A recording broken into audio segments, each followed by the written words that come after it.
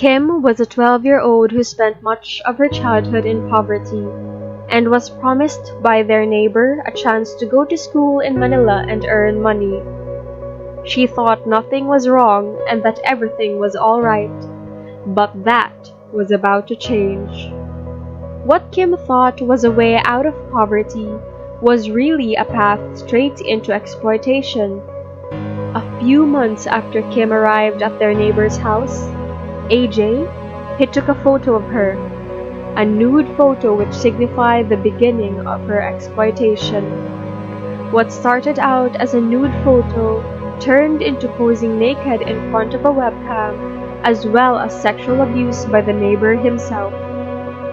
These horrific images were then streamed over the internet to pedophiles and predators across the world. But the abuse did not stop with online exploitation. Kim was also even taken to hotels, selling her body to random strangers. Luckily, when a rescue operation was done in the hotel, she was there. Although she was initially scared upon seeing law enforcement officers, that day has signified her freedom.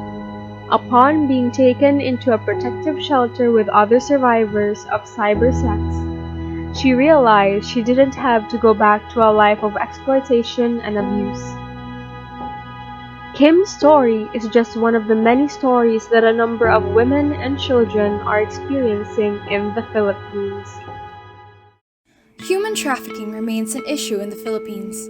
To address the problem, the government enacted RA, the Anti-Trafficking in Persons Act of 2003, often known as the ATP Act, is a penal law that bans human trafficking, sex tourism, sex slavery, and child prostitution.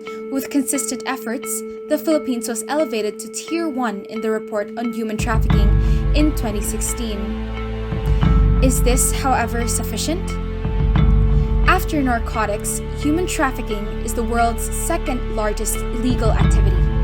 Human trafficking is a major issue in Asia's Western Pacific region, with the Philippines having one of the world's largest victim populations, with an estimate 784,000 people living as modern-day slaves.